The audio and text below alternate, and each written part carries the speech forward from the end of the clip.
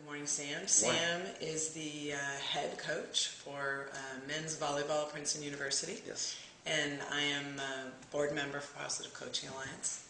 And Sam had an opportunity to read Jim Thompson's book, Positive Coaching Alliance, early in the fall. His season was in the spring. Sam, can you share with me some of the things that you were able to apply from the book to your experience with your men at Princeton this year? Certainly. I'll tell you the first thing that sort of jumped out to me. The book is written for child athletes, but from my background with sports psychology, I have a master's degree. A lot of it is very academically sound. I mean, a lot of the principles that focus on process come from a lot of principles that we looked at in the sports psych realm. So right away, I was very drawn in to this, and I thought, wow, this is really applicable to what I'm trying to do with the guys. And the first thing that we had adapted that I thought was pretty powerful was this idea of filling up the guy's tank, their E-tank, emotional tank. Because I think in the book it talked about, and you actually might remember the ratio, is 5 to 1? 5 to 1. Okay. Positives. So it says you need 5 positive things to be said about, and this is written for kids, but I think it holds true for all athletes. And you even said it holds true for the marriage also. Oh, yeah, definitely. So you want to say, if you happen to give some sort of constructive criticism, honey, you should take the trash out, or whatever it is, you have to say 5 positive things, like, wow, you look great today, and happy Mother's Day, or whatever it is, so that person feels in a good balance. And the point that the book made was that if you want to make 10 constructive criticisms, hey, keep your elbow up, oh, keep moving your feet, Bill, you're doing good, you've got to say 50 positive things throughout the day, which is impossible.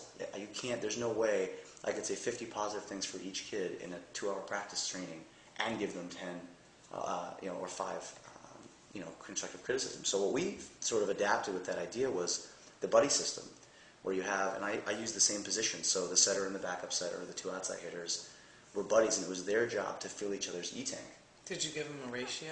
Did you say during the practice, this is kind of, I want you to give a ratio of 5 to 1? Well, I said, I'm the one that's going to be given the constructive criticism. That's my job. I'm walking around saying, hey, put your elbow here, do this, do that. And I said, it's your guys' job to keep each other's tanks full, to spend the practice. Hey, nice set, Johnny, good job. And they bought into it. And usually the first drill we do is a very team-oriented, cooperative drill, and that's this sort of E-tank filling drill. And they loved it. And a lot of it, is half kidding around, but, oh, you're looking smooth today, John. Oh, thanks, Bob, cool. But a lot of it, sort of through the practice, especially when guys would struggle, or I'd be on a guy and working with a guy, come on, Cotter, you got to move here, you got to do that. You'd hear guys just sort of back each other up, because it was part of the structure we put into practice, and said, hey, it's okay to compliment each other. It doesn't take away from your manliness, doesn't take away from anything. It's just part of what we're trying to do. And they liked it. We followed it up actually as we went to the playoffs. I put together a list of all the positive things that each teammate felt about each other, and handed each guy a packet that had all these positive anonymous things from their teammates. And one of the guys said, "Oh, coach, you're filling up our E-tanks." And I said, "No, you're doing it. I'm just helping to facilitate it." So it was cool. And I never shared with them that I was reading a book on child sports and that it was beneath them. I just said, "Hey, this is what we're doing." And did you use the term emotional tank? Yep. Filling the tank? Yep. And they really bought into it? The guys liked it. It was very funny. They kind of, I'm going to fill your tank up. Oh, cool, fill me up. And they liked it, and it was funny, and it added a sort of a levity to practice. Were you surprised when you were reading the book and then you thought, maybe I'll apply this to my team? Were you surprised at how these young men reacted to the tank? I think it's just the way you present something, And as I was reading it, I thought, this is good stuff, and I don't think it's, only applicable to a certain age group or a certain gender. I think a lot of times you think, men are tough and this and that. I think society perpetuates that. Mm-hmm. That may not be true. Men have feelings, men have insecurities, just like everybody else, and they need to be cultivated, they need to be supported. And in a tight match, when things are on the line, it's nice to feel confident, nice to feel your teammates, support you and think positively about you, right. And your coach as well. So I would also sort of get in that E-tank filling mode and mentality. Was there any other things you could highlight that you were able to apply to your team in the book? Yeah, another thing that I liked was it talked about, and every coach has seen this, there's times when everything's going wrong. Just everything, there's this mistake and that mistake, and you can feel it getting worse and worse. And I think the natural reaction is you tense up as a coach, you get nervous, you get frustrated.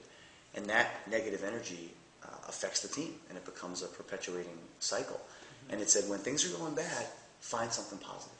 Find something positive and comment on it. Can you give one example of something really tangible that worked in one incident? Yeah, we were in a practice, and you can just feel it. I mean, this guy shanks a ball, and that guy hit them. Another doesn't get the ball over the net. The next guy trips, and you're like, oh my God, this is just getting worse and worse. But you realize you have to keep composure. You have to keep positive body language and find something that's happening. So, there's a bad set, and a guy takes a terrible swing right into the block, gets blocked straight down. And the correct feedback from any objective coach is, Vinny, come on, man, look at the block, find the block. But you don't see, but you find some positive, and that's, hey, Johnny, good block. And so that you found something positive in that scenario. And then, maybe the next one, the guy just hits the ball completely out of bounds. And then what could be the positive? Well, Scotty. At least you hit it. No, Scotty, good setting choice. That was the right guy to set. I mean, you really have to sort of open your brain outside the box and find something positive in the environment. Maybe it was hit out of bounds and the defender let it go. Hey, Akata, good defensive position. Find something positive, and then all of a sudden you've said a few positive things. And I don't know, maybe in the book makes this point. The natural ebb and flow of practice is up and down and up and down. So maybe you've just kept yourself in a positive mind frame for 2 or 3 minutes when you can sort of deal with that downflow, come back to the good flow, and you're with it. But I think the key point is that you haven't helped to perpetuate the negativity and prolong that, because you can be a negative agent in that people don't realize how powerful that is. And I used it in the playoffs. We were the second seed playing the 7th seed, heavily favored to win this match. We lost the first set. We were losing the second set. And I'm getting nervous. I'm getting nervous and scared and frustrated. And I kept it inside. I stayed positive. And I'm not going to say I did it. The guys turned it around and played well. But I stayed out of the way. I wasn't going to be a negative agent in that scenario. That's awesome. And it worked. Yeah, we won. Congratulations. Thank you very much. Sam. Yeah, certainly.